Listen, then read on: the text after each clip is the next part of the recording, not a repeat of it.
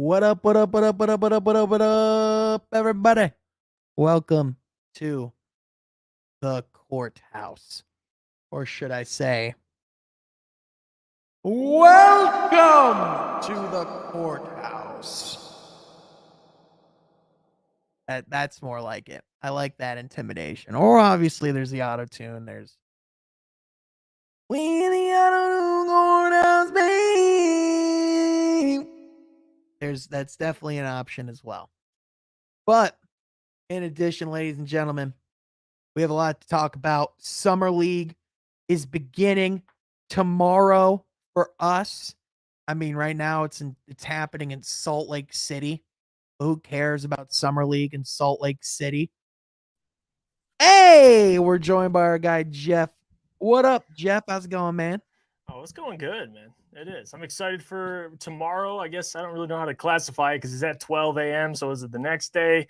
But I'm excited for the Pistons Summer League, man. Shaden Sharp, Jaden Ivey, let's get it. Listen, dude, all I know is I'm going to be staying up way too late whenever it is. Oh yeah, that's the thing. Regardless, we'll be watching.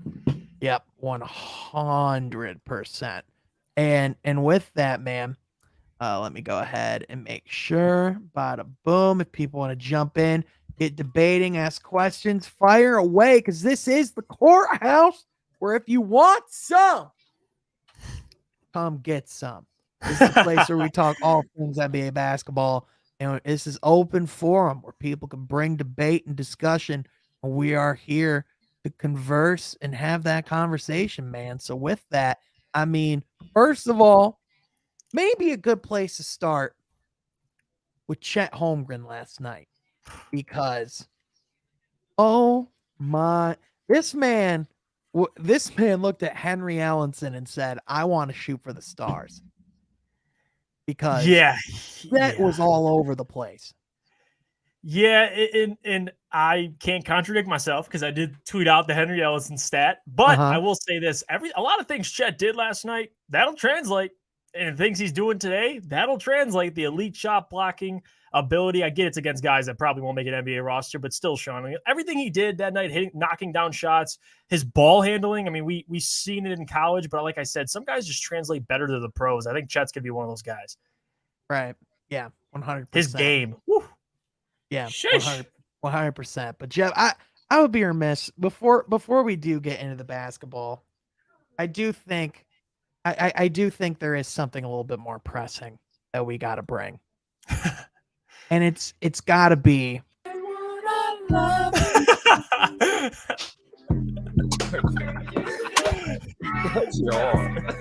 This is straight heat, though.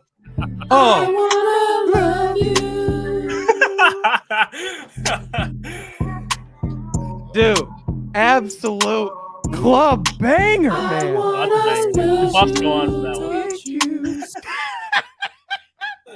Oh my god. Oh yeah, that's iconic. I mean, the heavyweights dance to it today. It's on Woodward. That had me crying too. I mean, that song is just great. Oh yeah, 100%. Ashton even tweeted that on his he even posted that on his Instagram and everything too, of the guys doing that dance and everything. So it's absolutely ridiculous, dude. That song is unreal, but I wanna love you. Dude, that's a bop, dude. Dude, I told Ashton we were gonna come out dancing to it on the show. I wasn't lying to him, man. Oh my gosh. Shout out to Ashton, man. Yeah, shout out Ashton, man. Freaking club banger of the century right there. Hey, speaking of Ashton, also that tweet he put out, 2 ain't playing in the Summer League. Listen, man. So if you weren't there last week on the Woodward Pistons stream, there was a discussion about how much to expect Cade Cunningham to play in Summer League. Please tell me nobody said more than like a quarter or a game. And my answer was none. And other people said maybe about a quarter, maybe about like a part of the first game, maybe the first game. But there was someone in the comments that was egging me on and insisting, Sean, you're an idiot. You don't know basketball. Cade's gonna play, dude.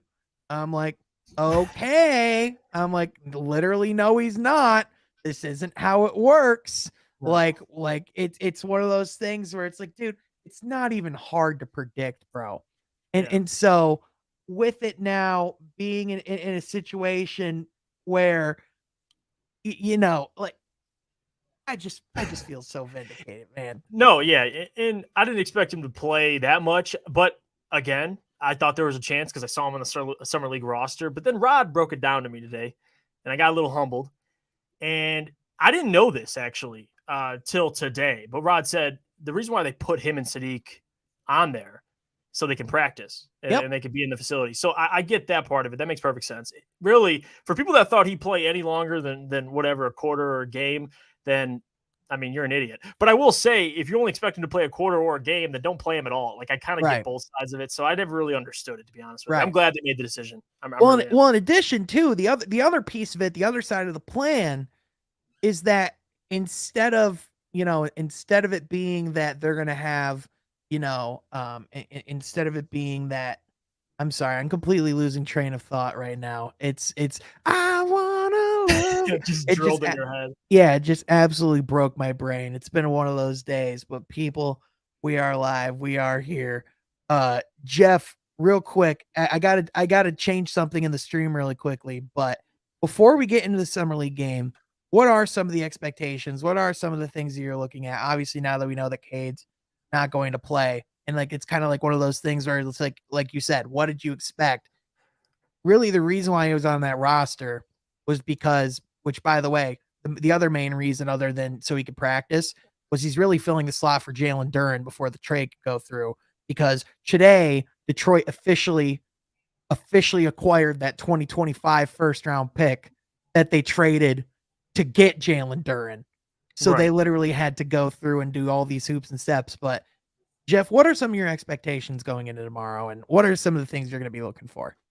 Well, we'll start with Jaden Ivey. The things I'm looking for are things you can see in a player's game that'll translate. I think that's number one.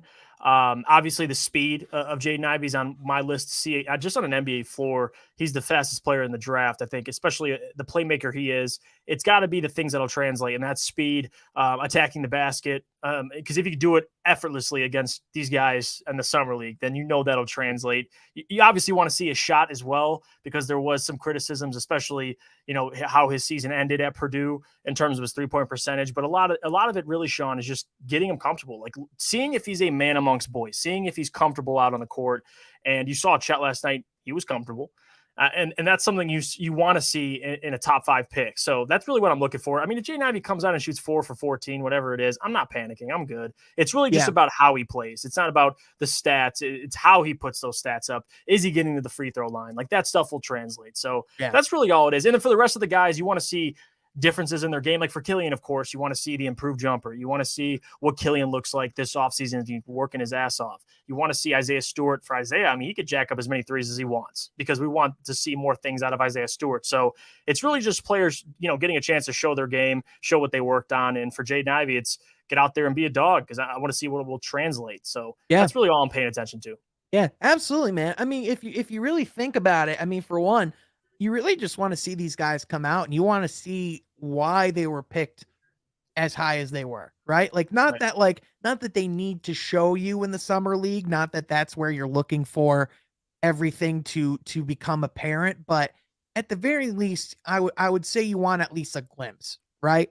I Right. think, for example, I think all of us can look back, even though Cade didn't have the greatest summer league, I still think we can look at the crossover on Jalen Green, his composure, his leadership. There were a lot of things that Cade did in summer league that you Mhm. immediately went, all right, this guy's a pro. Like this is going to translate. You know what I'm saying?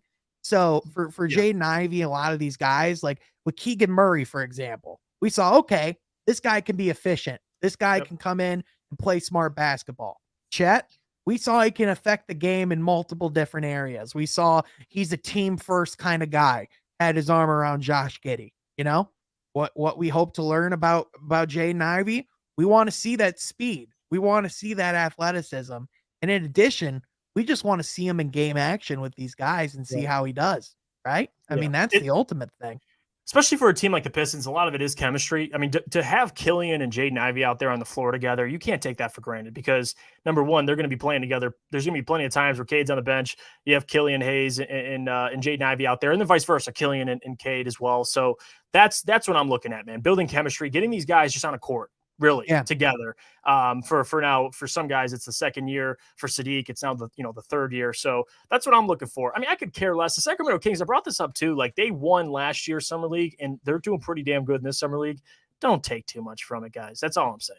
Yeah, listen, man. The Sacramento Kings are like the Detroit Lions of old in the preseason. Like back in 08 when we went 4-0 in the preseason and went 0-16 throughout the regular season. Exact same effect. That's exactly what the Sacramento Kings are doing here. I mean, and let's just talk about Keegan Murray real quick too. Let's address it, right? Elephant in the room. Keegan Murray's a good basketball player.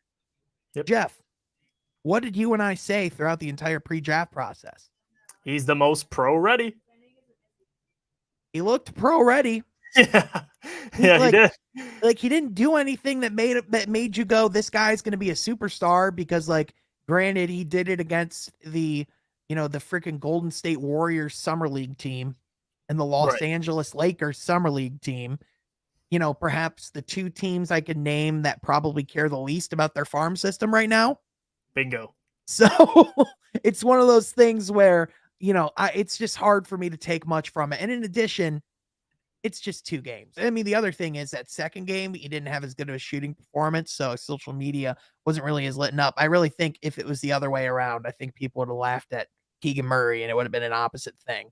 And then the shooting night, the second night, people wouldn't have cared or noticed because they would have just tuned him out after night 1. Because that's how social media works. After one bad performance, you're no longer good.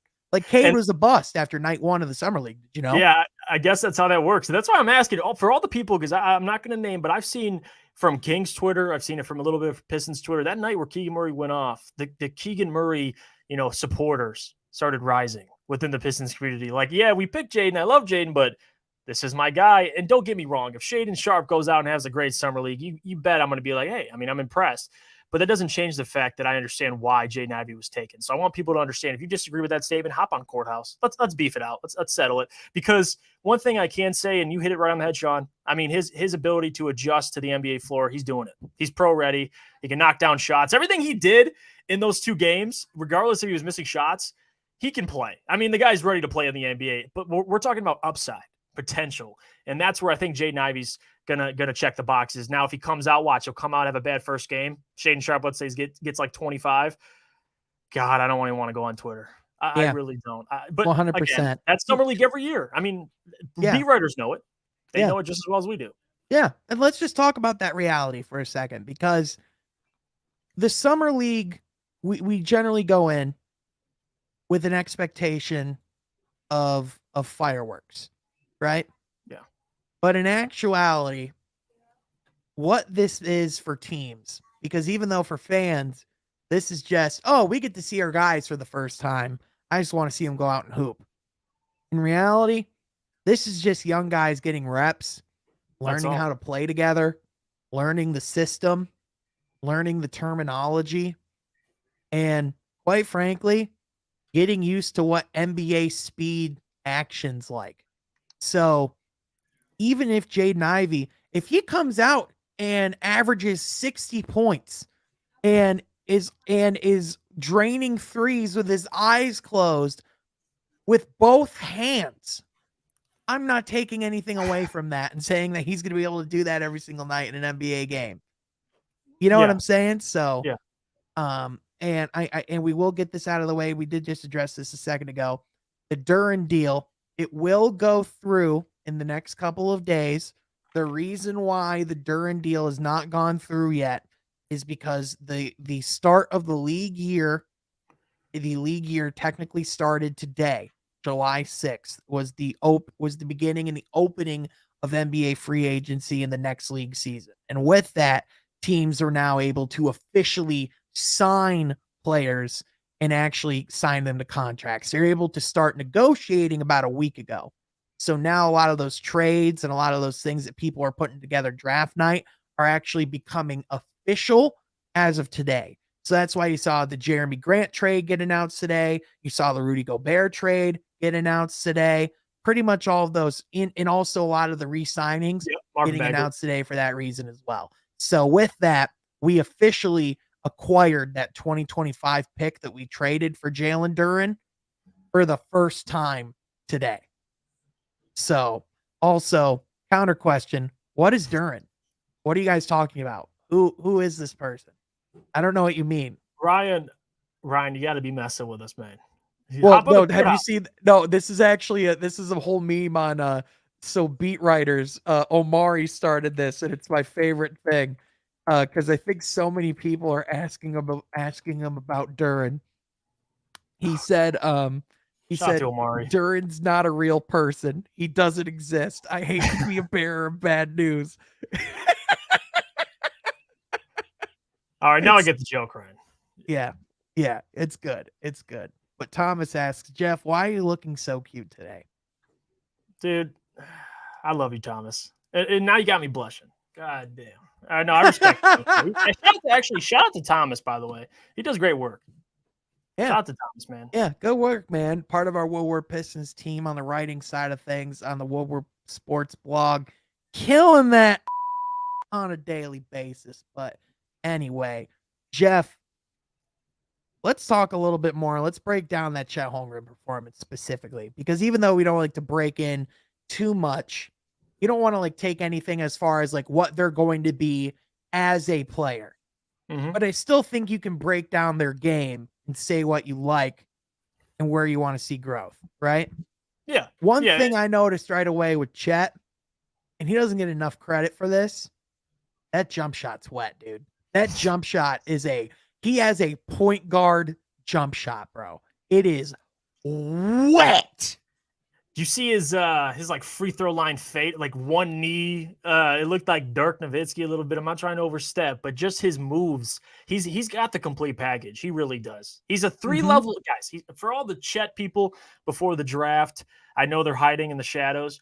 I get the only concern I had, and if you have this only concern, I can share it with you, is the weight and translating the NBA in terms of staying healthy for 82-game season. That's the only thing I question. The skill set of this man, if you watched last night, what he was able to do, and I'm not just talking, I mean, he shot well percentage-wise, but just getting to his spots, he's a three-level scorer with elite shot blocking. I mean, 6 blocks, was it a summer league record? I mean, the guy that'll translate, by the way. Maybe not 6 blocks against NBA players, but he'll get you some blocks. I mean, he's got the length, the size. He's going to be, now he has Josh Giddey and SGA. So 2 great playmakers playing alongside him. It's going to make his game that much easier. My God, man. I mean, he's carrying up the ball like a point guard. I mean, this is the new age NBA. Chet Holmgren is a unicorn, and he's got an unblockable jumper because with his wingspan, who's blocking that? Who's blocking that? And he's money. So shout out to Chet, man. Shout out to 3 Cone too, because they got a stud.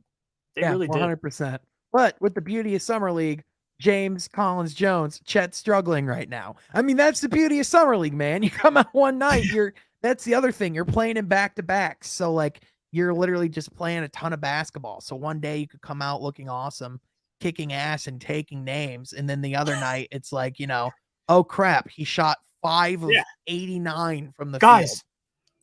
They're rookies. I mean, you saw it with Keegan Murray. His second game didn't have a great one. His third one, he played better. Like it's a roller coaster of emotions through Summer League. And as Pistons fans, strap down, man. Get your seatbelt on, because don't overreact to these performances you see in the Summer League. But I'm excited for Jalen Duran and Jaden Ivey. I think as a Pistons fan, we've gotten very blessed over the last 2 years, 3 years now. You get to see, I mean, with the COVID year, I guess it's 2. But to see these guys during the Summer League, I mean, think about it. In a year, 2, 3 from now, you're hoping you don't have really anybody in the Summer League. You're hoping these guys are all just all-stars, star-level players. So it's fun to be a Pistons fan right now, man. You're watching the process. You're watching the growth of all these players. So I was just watching Steph Curry's Summer League highlights today, just looking back. I mean, the stuff it's awesome. It really is. Yeah. Frankly, if Jaden Ivey doesn't win MVP this season, the NBA is rigging the voting against him. Hey, don't forget, you got to win games. That's it. Hey, I'm not forgetting that. That is not sliding this year. That is an every year thing from now on. You have to win games. Yep. Now the rookie of the year is solely based on whichever rookie has won the most amount of games. And that is the only requirement. That is it.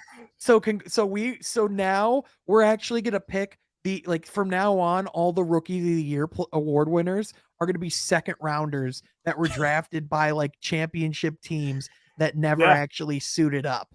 So congratulations. Like, we should go back. Like, congratulations, Fee Mikhailuk, like, who was drafted by the Lakers like the year like their championship or something. Like, you're Rookie of the Year. No, I mean it's we're gonna start giving out Rookie of the Year to guys averaging 5.2 points, and they're the 7th man on a 60-win team, and he gets Rookie of the Year. Congratulations! They were winning games though, Jeff. So he was a better rookie. They were winning games. That's what matters. See, this is why I love you, Sean, because you bring me back down to earth. I understand now. This is the consistent. And shout out to Richard Jefferson, by the way. If anybody, and I doubt it, but if anybody actually agreed with what that man said, what came out of his mouth. So let's talk about that real quick, because how he'd redraft. Listen, first, okay, so let's break down what Richard Jefferson said, right? So for those of you that don't know, he said if we were to redraft, you'd go Evan Mobley #1 overall, which, first of all, what is a very popular public opinion in the basketball ethos, which, first of all, is based off of 1 year of basketball. Specifically, it's if you really think about it, people, it's really based off of 1 month of basketball, because there was only 1 month this past season that Evan Mobley was a better rookie than Cade. And then Cade was able to step up his game. And I would say throughout the season, if I were to actually break it down, and if you were to really look at it, guys, if we're being honest, I think Scottie, Evan, and Cade were all on par with each other. I think they were all equally great this year. At the end of the day, the differences were statistics. A lot of the things that Cade had as far as advantages, I thought Cade, towards the end of the year, like, really showed how he was impacting winning and was doing more for his team. You can't really handle the fact that Evan and Scottie just didn't have the same role. I mean, let's talk about Evan. I mean, he is a generational defensive prospect as far as what he can do. Like, he is. But at the same time, being objective now, way too early and reckless to say who you would redraft from a draft a year ago.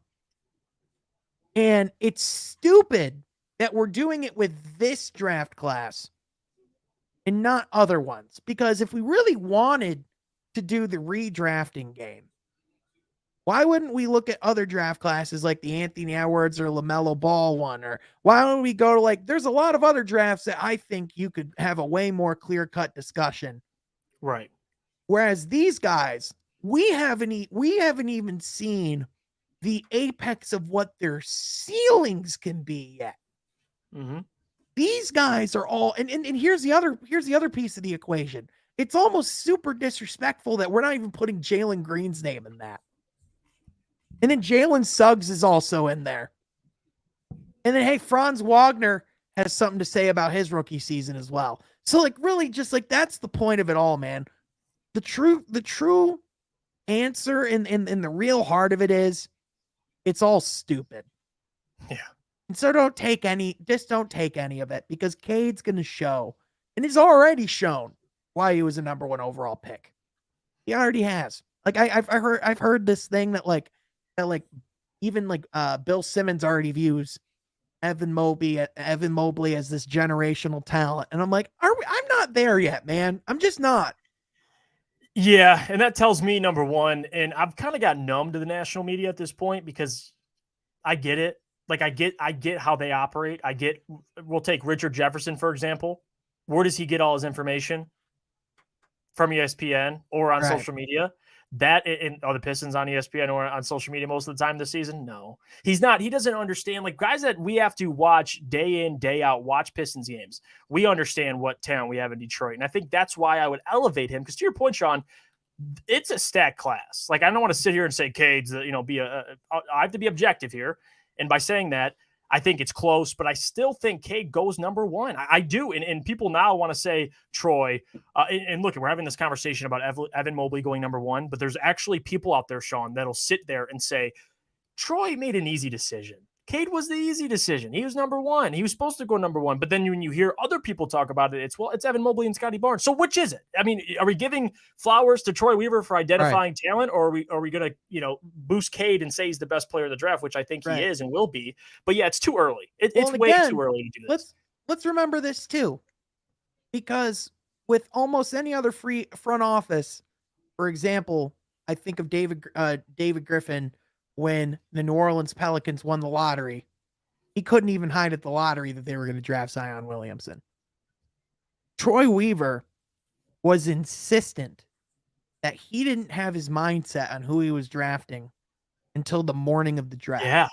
Yeah. And so with that, think of how extensive of a process Troy Weaver went through studying all of these prospects and putting everything on the table and going into the weeds of who these guys are. And are you telling me that he's having buyer's remorse? Especially after what he saw with Cade down the stretch? Like, I would make an argument, Jeff, that for the first draft in quite a while, 1 through 4, I think they're all pretty happy with who they got. Yeah, no doubt about it. Thrilled with who they got. Yeah, no doubt about it. Like, even the Rockets, people are saying, oh, well, if they go back, they get Evan Mobley. They just got Jabari Smith Jr. They got Jalen Green and Jabari Smith Jr. What's wrong with that? Right. It's a pretty damn good consolation prize. Yeah. So, and that's the argument you'd make, man. Like that draft class to say, and I don't know why there's such a buzz around it. Like we talked about, and that's what's, speaking of, shout out to my man Gerald there, because that is why I think Troy leaned Cade last minute. Like it's the leadership, maturity, like understanding whoever I select needs to be the voice in this locker room. He's going to be like we always compare him to Isaiah Thomas, that type of impact. That's why you draft a player like Cade. So still, like, it's no beef with Richard Jefferson. I get from a national media perspective. And you saw, I think it was Zach Lowe. I don't know who was next to him, but they're like, I would still take Cade Cunningham. Like, you know what I mean? Like slightly just throw that in there. And shout out to him, by the way, for still, and Candace Parker, another one that is willing to give respect. Jalen Rose, another one. But well, and again, here's another piece of it too. Like another piece of consideration I want to throw in really quickly. When you're thinking about who had the number 1 overall pick and what they needed. If the Cavs somehow got the number 1 overall pick, I could see them still taking Evan Mobley even before the draft, right? Yep. Mm-hmm. However, let's all remember the consensus was Cade. There was never a day that anybody said that Cade wasn't the number 1 prospect. Never even was a thought. Yeah. Remember this past draft cycle, it was literally you woke up and it was a different person was number 1 overall. Mm-hmm. It was a freaking, you put your head on the pillow, it's Cade kind of consensus in the public media. So just something to consider, man. But with that, a lot of people, be sure to feel free to drop your questions and everything, by the way, in the chat. I just saw, I've been, you shouted out Cone earlier. I've been watching his Twitter all throughout Summer League, and it is just, oh my gosh, dude, freaking hilarious. He was loving it. I will say, I am seeing some clips right now of Kenneth Lofton Jr. apparently cooked Chet a little bit in the. Zebo. What's that? I said that's baby Zebo. Dude, he's crazy, man. He's the best meme of this Summer League. What up, Thomas? What up, dog? Howdy. How's it going? So, dude, it's going good, man. Hey, so tell me why you think Anthony Bennett is not getting enough love for what he's done since being the number 1 overall pick in the Giannis draft. If Anthony Bennett wasn't the pick, he's instrumental to LeBron coming back to Cleveland. Yeah, that's true. That is true. If they got Giannis, does LeBron come? That's a good point.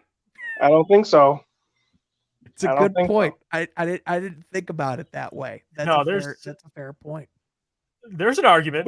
I think Cleveland's ringless without Anthony Bennett. Okay. Not this, Okay, man. so it's the same thing, dude. It's so annoying because so I have a buddy that he and I have the argument all the time of should the Pistons have drafted Carmelo Anthony or Darko Milicic? And he argues Darko vehemently because he says if we draft Carmelo, we never win the championship. And I'm like, that is bull. But anyway, that's a whole other conversation for a whole other day. Thomas, as a Woodward Pistons writer, as someone that that covers the Pistons, you and I were kind of the two OG writers on Pistons stuff earlier in the year. Yep. Now they're letting all these other people like Jeff write articles and everything. I don't know. I've been writing articles for a while. I'm just messing with you, Jeff. I'm just messing with you. But Thomas, what are you looking for in summer league? What are the specific things that you look for in evaluating summer league games, and what do you not pay attention to specifically? I don't care about wins at all. The Kings are summer league champs a lot, and look where that's gotten them. Really just look. I like to look when it's a guy entering like year 2 or year 3. I like to see what they're adding to their game. Like if Isaiah Stewart gets minutes, how many threes is he throwing up? How do they look? Are they falling? That kind of stuff. Cade's not going to play, so like whatever. When Killian gets minutes, how does he look? Does he look confident driving to the basket? How just all that kind of stuff. How is the young team cohesing together? Because especially now that we have such a young team here in Detroit, a lot of the guys playing in summer league are also going to be getting minutes during the regular season. So it's going to be great to see how they all cohese together as a group. Yeah, absolutely, man. I mean, I think you nailed a lot of it. I mean, for example, let's bring summer league examples from last year into it. So like one thing that I won't look at, or I didn't look at from last year's summer league, was any shot charts. Like literally, like I don't care what someone's shooting percentage was in summer league. You know what I mean? It's not indicative of how they are as a jump shooter. I mean, if they're like going to the free throw line and they're like 20% from the free throw line throughout the entire, maybe that's a little bit of a different discussion. But in addition, I'm looking at for Sadiq Bey specifically. I remember last year, I just remember watching his dribble packages, what he was doing on the offense, how he was creating offense in comparison to how he was playing before summer league. Because guys will take more chances and will try to expand their game and be more creative and do stuff because that's what this space is for.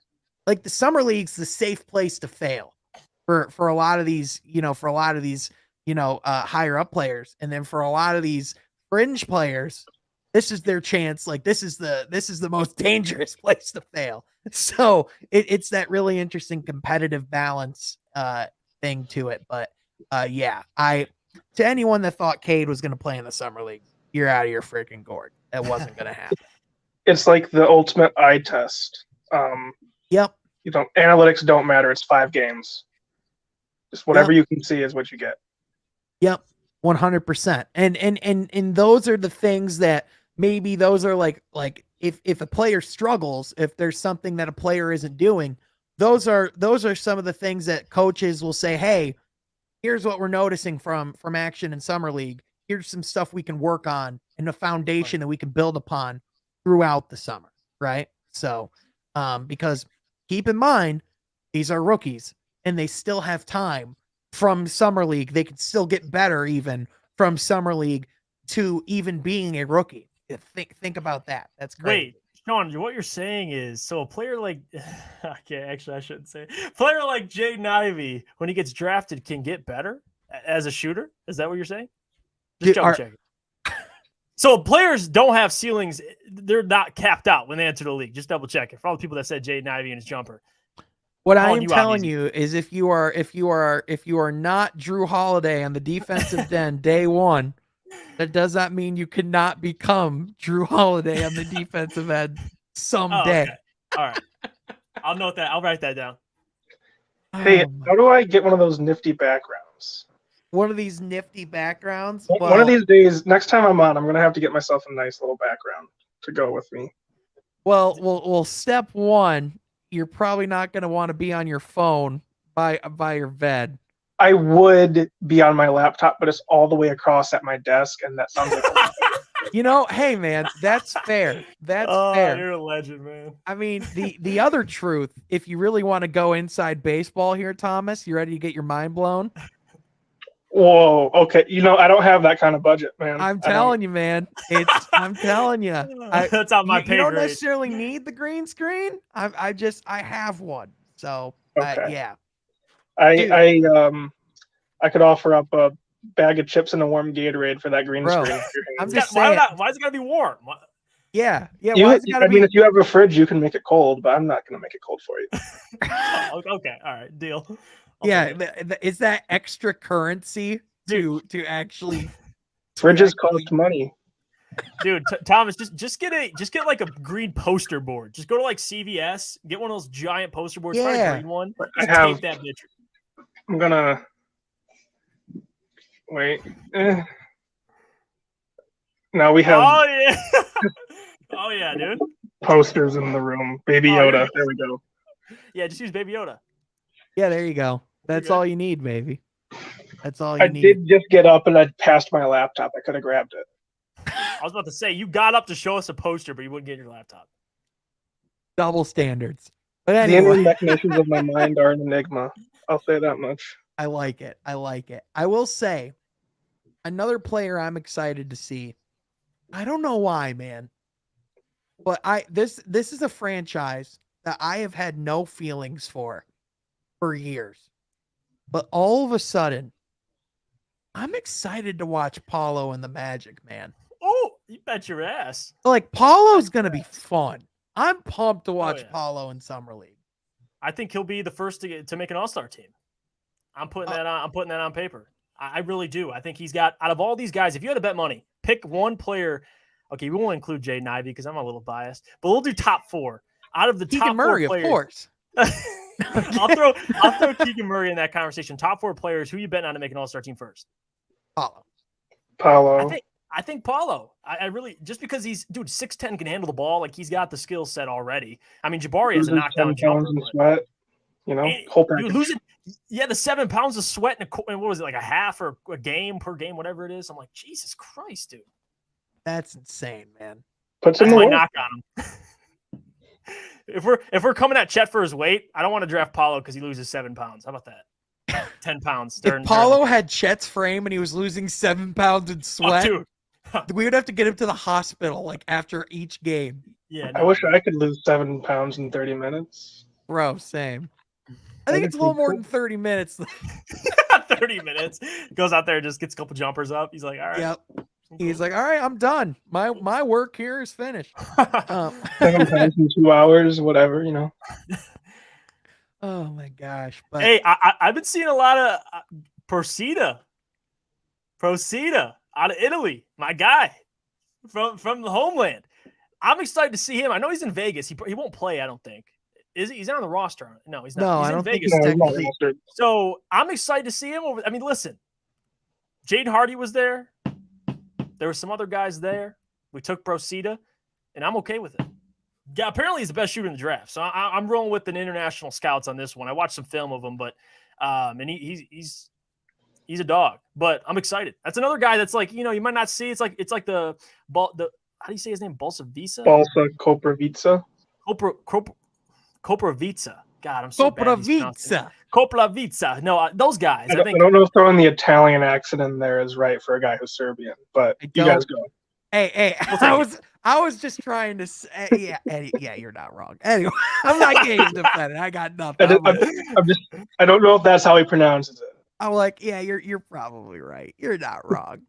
Oh my God. What I will say, I am pumped to see what those guys do in the Motor City Cruise. Let me tell you, in all seriousness, listen, man, as much this second round pick, I genuinely think the Pistons, it was a total flyer.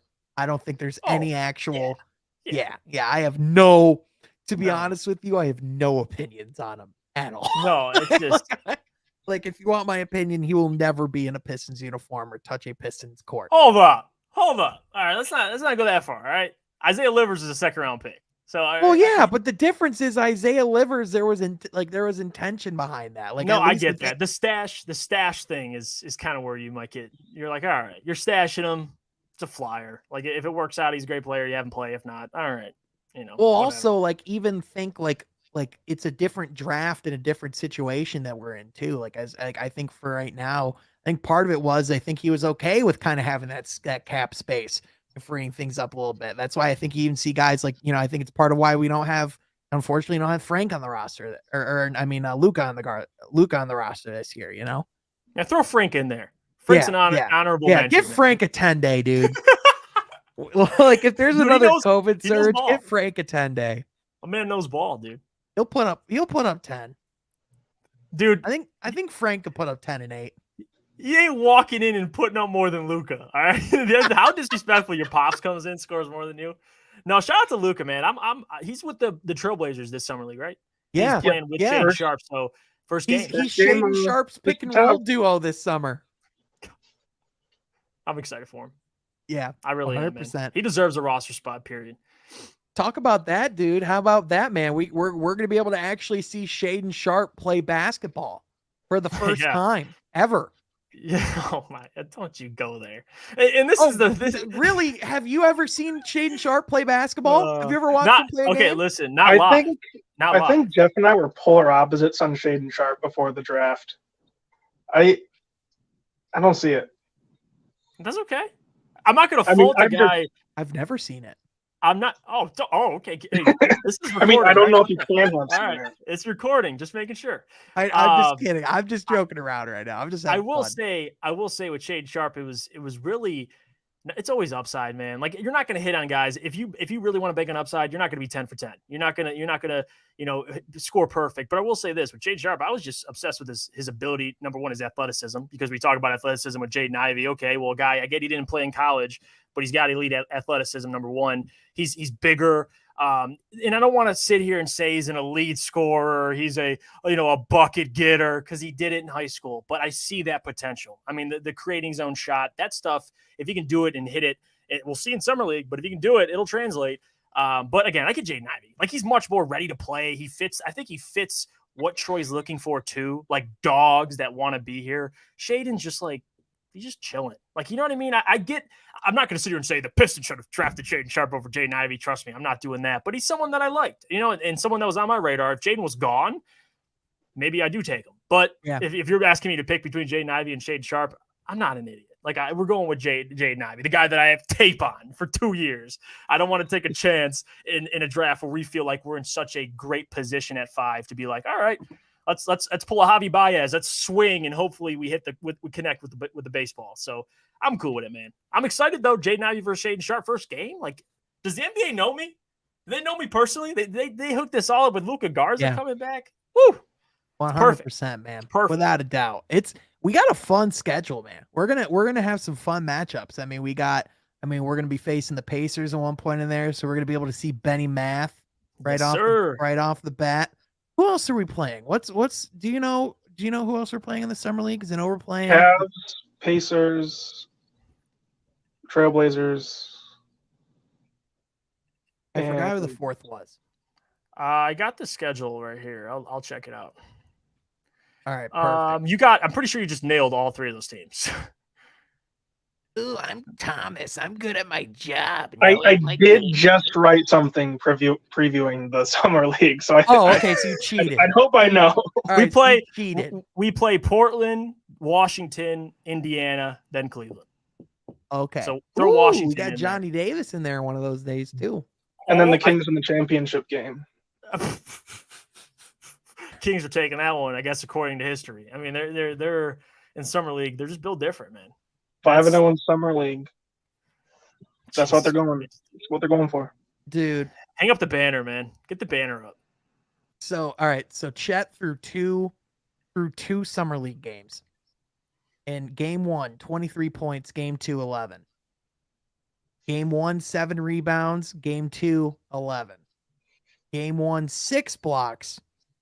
Game 2, 2. So we got 8 blocks in 2 days, man. He So broke the summer league record for the most blocks in a game. And then he said he'd follow it up, which was funny. But I love the confidence he has, man. I really do. That's when you have a guy like Chet, you question like Porzingis and certain type of players, you question like the dog in him. Chet's got that dog, man. He really does. And that's one thing you can't question with the man. And another thing you pointed out, and you kind of hinted at this to start the stream, his effect on winning. Like he doesn't have to, he can score 12 points and still have a significant impact on the game. And that's what OKC, Sam Presti, I mean, he's another guy who's playing chess while everyone else is playing checkers. He understands that. So I am so excited. Like, I mean, I know we wanted to discuss it too. Like, can we get into this rookie of the year predictions? Because I love that. I love the players we got to pick from, man. A lot of talent.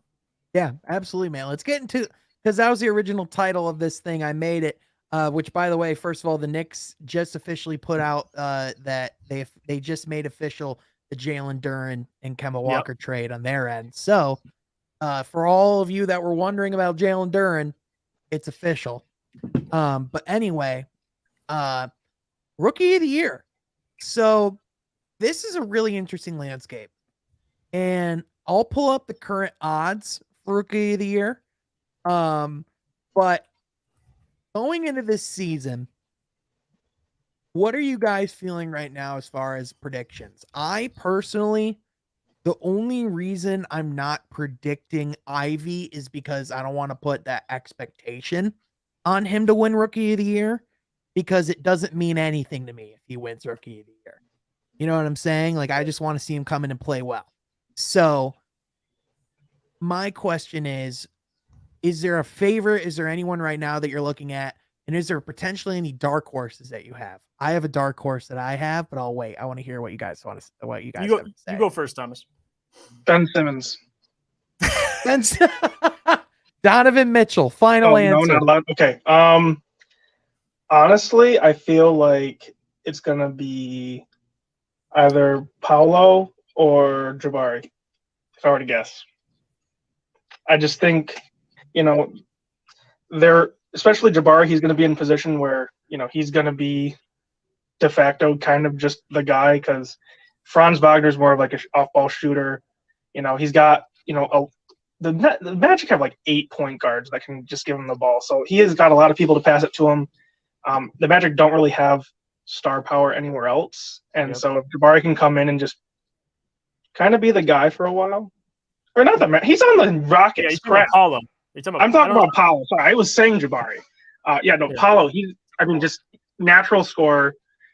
Shooting, maybe. We'll see. But I think Paulo is just going to have all the opportunity to be the guy in Orlando for the foreseeable future, especially this season. So yeah, absolutely, man. So real quick, after Chet's summer league debut, just to show you how overreactionary this can get in the betting world, our own Easy, by the way, put money on Chet Holmgren to be rookie of the year after watching his debut, after telling me all throughout the draft process that he was a bum.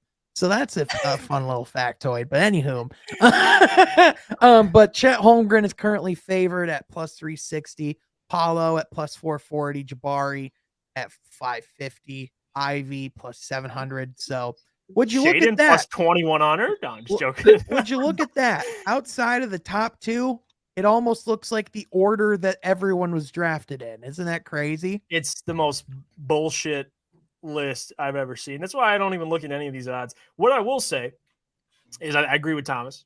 It's Paulo. Paulo's my number one guy to get, at least in my, if I'm going to do top three, actually, I'll give you Paulo, number one, because of everything that Thomas just said, the lack of star power. I mean, the guy's, he can handle the ball. He can throw the ball to him. He can just take over. So I think with Jabari, I mean, I think he can get there to create his own shot, but most of it's just, he's a knockdown, man. He's a knockdown shooter. So he's going to get plenty of opportunities in Houston. That's another one you could throw up there. And then I was going to put Chet at 3. I just think winning is what's going to define these rookies. Let's be honest. That's how it is now. So if you want to go the Magic, I feel like as a roster, they're a little bit closer. Maybe they had like 5 or 7, 8 wins better than the Pistons. And that's right good now? enough. I feel. What'd you say? Right now? You think they're 5-7 wins better right now than the Pistons, the Magic? You think they're worse than the Pistons? This Magic roster? who just signed. They did sign a couple free agents. What Gary Harris, and they got Mo Bamba back. They had Gary Harris in house. That's their roster from last year. But they're keeping their guys. So are we. Explain to me this. So a team with Suggs, Cole Anthony, Paolo Banchero, Franz Wagner. They got you just mentioned it. I mentioned it, Mo Bamba, and they have guys off the bench, key pieces. That team can't win at least 30-something games. I would say the same thing about the Pistons. Like, I would say they're about like in the same, like, I wouldn't say like the Magic are definitively. Bro, they got like 4 guys that put up. Okay. All right. You know what? I get you. If you want to disagree, that's fine. To me, to me, it's like semantics. I just, to me, like when I look at the roster, like from the top down. No, they're not a great roster, but that's why I said 4 wins. If the Pistons get 28, they're going to get what, 35? I mean, are we really arguing that big of a deal here? But I mean, at the end of the day, listen, all I'm hearing is we got to put a pizza bet on who's going to be better this year, the Magic or the Pistons. Because I think the Pistons will be better. Don't make me bet against the Pistons. Well, you're doing it. You're doing it right now. All right, I'm going to let you guys bicker. I got to get going. So have fun, everyone. Thomas got uncomfortable. Real. Oh my gosh. I gotta go. I got trivia night tonight, you know. Well, hey, you have fun, man. Hey, thanks for hopping in. I appreciate it. Yeah, I'll be back soon. Don't worry. Yeah, sounds good, man. See you guys. Catch you later, man. Well, let's talk more about that Rookie of the Year ladder, and let's have a little bit more of that discussion, because obviously, you know, even though, like, you know, you and I might not agree on like which team's better, but like you and I both agree that like Paolo does have that favorite to come in the sense that he's going to have the keys in his hand. He's going to be able, like, as far as like the impact on the game, very reminiscent to Cade in the sense that he's going to be coming in and he's clearly the number 1 option in Orlando. Like, clearly the number 1 option in Orlando. I mean, there is Franz, there is other guys that are proven. Yeah. Like, but but the offense will run through Paolo. Yeah. And I agree with that. I wouldn't say this is why it's different, because Cade walked into a team that had Sadiq Bey, period. I mean, the Magic have, I just wanted to look at the stats last year. I was just curious to see really who they had. And I'll just name off their best players. This is why I think still he's going to be the dude. That's why I pick him number 1. I mean, the Magic, these teams are all going to be back in the lottery next year. Let's be honest with you. But to say out of these 3 guys, I just think it's Paolo, man. Like you said, like Jabari, the difference with Jabari and Paolo is Jabari, what he can do on the perimeter is just amazing. That's why I loved him for the Pistons. But another reason, though, I liked Paolo is you can just give the ball to him, man. Just go get a bucket. And that's what he's going to do in Orlando. And like you said, everyone's going to defer to him. So Paolo would probably be number 1. And then the reason why I got Chet number 2 is just his effect on winning a period. Yeah. I mean, I feel like that's going to matter when it boils down to the end of the year. And I don't know how many games the OKC Thunder are going to win. But again, I still go back to this thought process. If it should be the best rookie, it should be the best team. So I'm going to stick by that. Paolo, I think, will be the best rookie this year. And then Chet, I think, just even if he puts up 13, 14 points, I mean, let's just say he has a mediocre year, he's still going to give you doubles, 3 blocks a game, whatever it is, 2.5 blocks a game. He's going to shoot threes at, I think, at a decent rate. Like, everything he does across the board, I think, is going to give him value. And then Jabari at 3, just because, like Thomas said, man, like, they're going to defer to Jabari as well. I know Jalen Green's there, but still, like, Jabari, number 3rd overall pick, what he can do with his jump shot. He's going to get plenty of looks. So that's probably my top 3. I'd put Jaden Ivey right outside that. He's like the 4. Like, maybe he's a sleeper. He can get in there, but like you said, I don't want to instill that pressure, man. Like, I'm not going to sit here and be like, Jaden Ivey's rookie of the year. He's going to win it. Yeah, it's really not that big a deal. I think I would go Paolo 1. I think I put Chet 2. I think I go Jabari 3. I think I go Keegan 4. Ivy 5. Hold on, let me look up the draft order real quick. No, I'm just pretty much just kidding. I was about to say. Yeah, I was literally just doing the draft order. Yeah. One guy that I was thinking of as far as like a dark horse for Rookie of the Year. What about Dyson Daniels in New Orleans? The guy who kind of like come in, has an impact, like on the defensive end, but in addition can kind of be like that Lonzo Ball playmaker for Zion. It kind of help and kind of initiate offense. Like if Dyson Daniels comes in, can maybe kind of start day 1. I think he's a guy that can come in and contribute day 1. I think in addition, another guy, Benedict Mathurin, with him and Tyrese Halliburton, I think he's going to be really solid as well.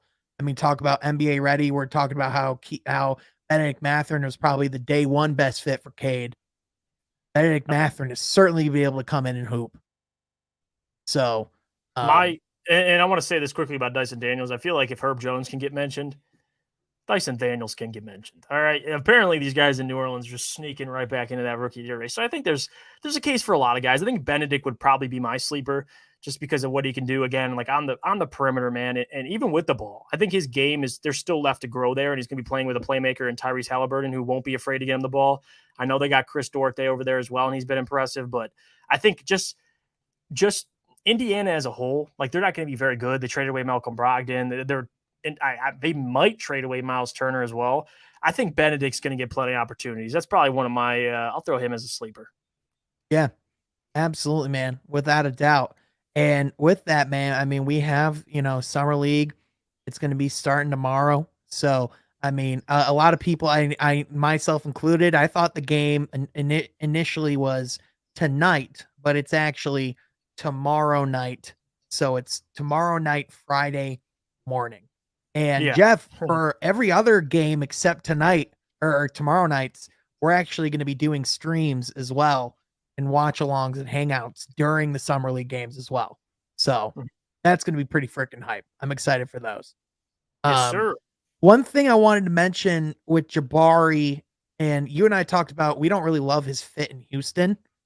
I think that's probably why you and I are not putting him as high in the conversation, is just because he's going to struggle in I think you and I kind of both think with that playmaking situation, since they don't really have that natural playmaker in Houston, I think Jabari is going to, his offense is going to be harder to come by day one, kind of like how it was in college in a way for him.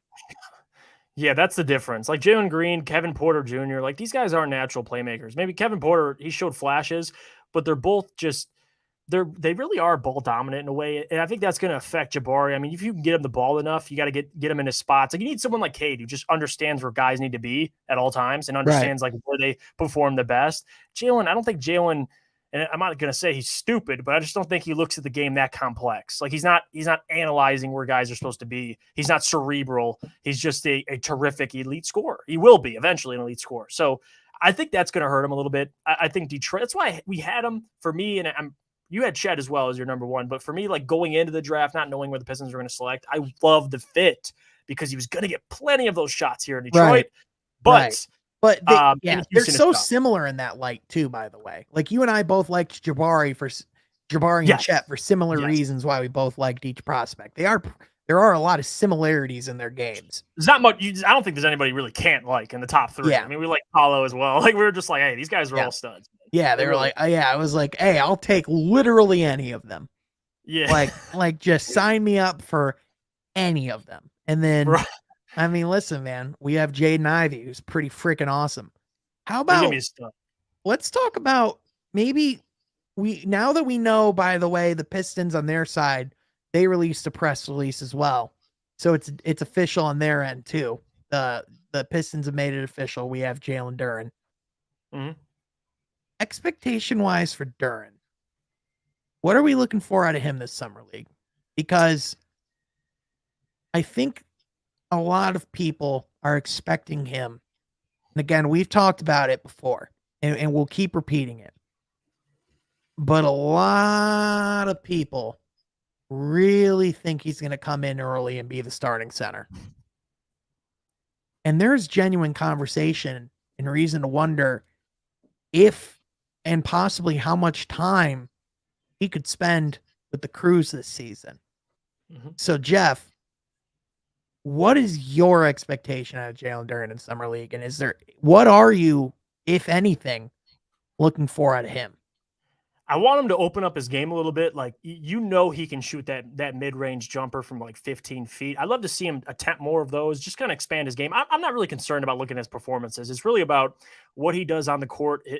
What does he look like getting second chance points, getting offensive rebounds, just being a man amongst boys, just being physically imposing. Because I think that's what Jalen Duran is, man. Like, he's just going to go out there and play hard for you, catch lobs. I'm not really looking into it that much. Like, Jalen Duran didn't switch on this screen. Like, it's not that big a deal. I think, to your point, he's the youngest player in the draft. He's not going to walk into the Pistons and be their starting center. It's not how Dwayne Casey's going to operate. I'll tell you that right now. It's not how Jalen Duran is going to progress. There's a process. I'm sure he can get to that point, but that's why you traded for Nerlens Noel. That's why you have Isaiah Stewart. Like, you have guys that can fill that void. So, and Kelly Olynyk can play 4 of the 5.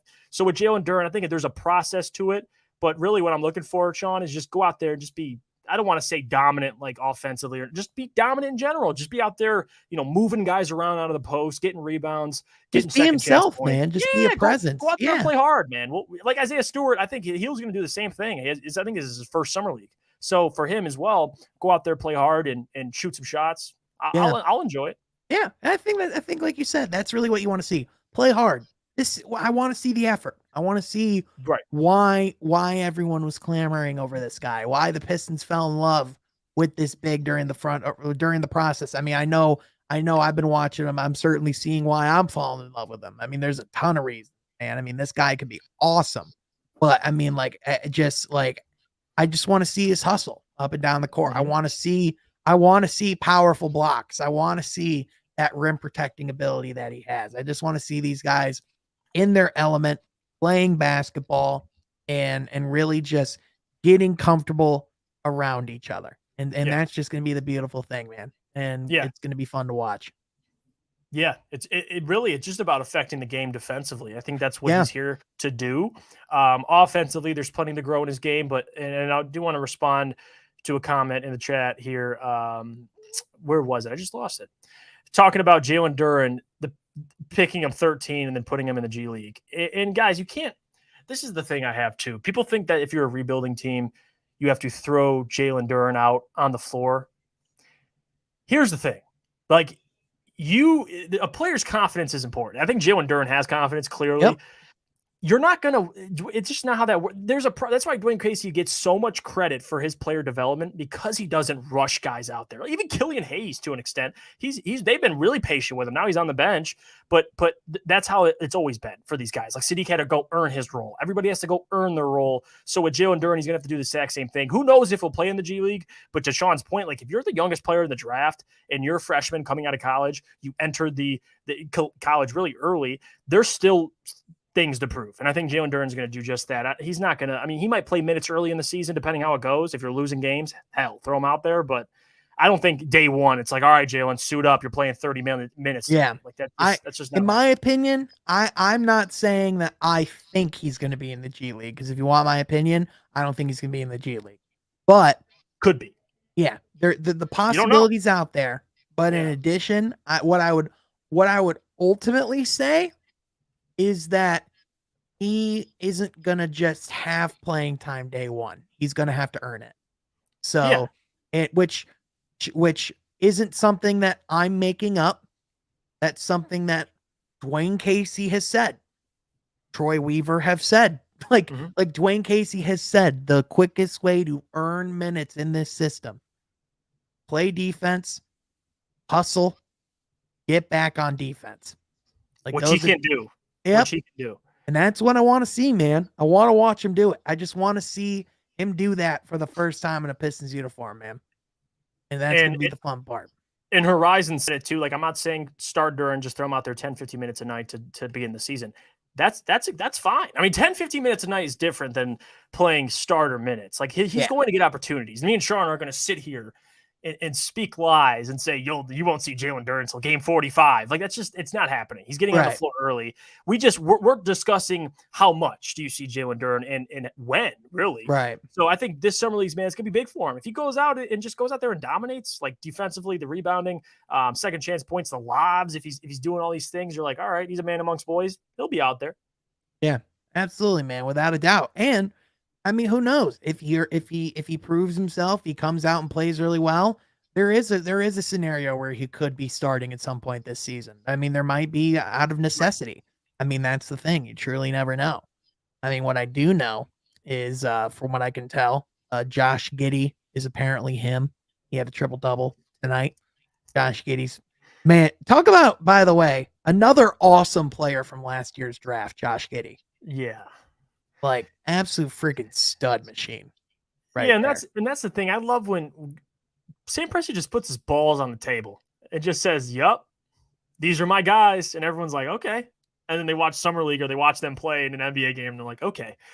Yeah, it's Now like, all I right, see now I why. get it. Now I get it. Yeah, like Josh Giddey, man, like a walking triple-double. I mean, people want to say, well, he can't really shoot.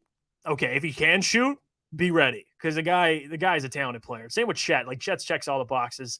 That's going to be a scary duo. Like, not just I mean, if SGA stays as well, they got a solid core. I'm hoping the Pistons are right behind them. I mean, SGA is years in the league. I mean, Josh Giddey is kind of like Arcade Cunningham. So it's exciting to watch other teams, man. Shout out to Three Cone again. Give another shout out. Shout out to him for having such a solid core in OKC. Kevin Durant tweeting Chet Holmgren. I mean, he's tweeting him, giving him praise for wearing his KDs when he's playing the other night. Man, if you're an Oklahoma City Thunder fan, you're excited. No doubt about it. Without a doubt, man. And hey, tomorrow night, we're going to be excited too. It's our turn, baby. Yeah. Oh, we're going to be turned. So best believe, man, we're going to be talking all about it. We're going to be cooking up all about it. But Jeff, I think this is going to end it for this week's edition of the Courthouse. Before we go off, are there any closing words or remarks that you have for the people? Guys, please don't take too much from Summer League. Digest it. It's like dinner. You take some time, you digest it, you take a shit, and then you move on. Like, we're going to do that with Jaylen and Ivy. We're going to digest whatever we see tomorrow, and then we're going to say, okay, and then move on to the next Summer League game. That's my advice to you guys. But specifically, don't move on and process any of it until you take a shit. Specifically, what John said. There must be at least one bowel movement in between your first take of the Summer League and you watching the Summer League. Exactly. If you haven't gotten your literal crap out, you're not allowed to put your mental crap out there. You know what I'm saying? You got to get it all out. Yeah. Get it all out.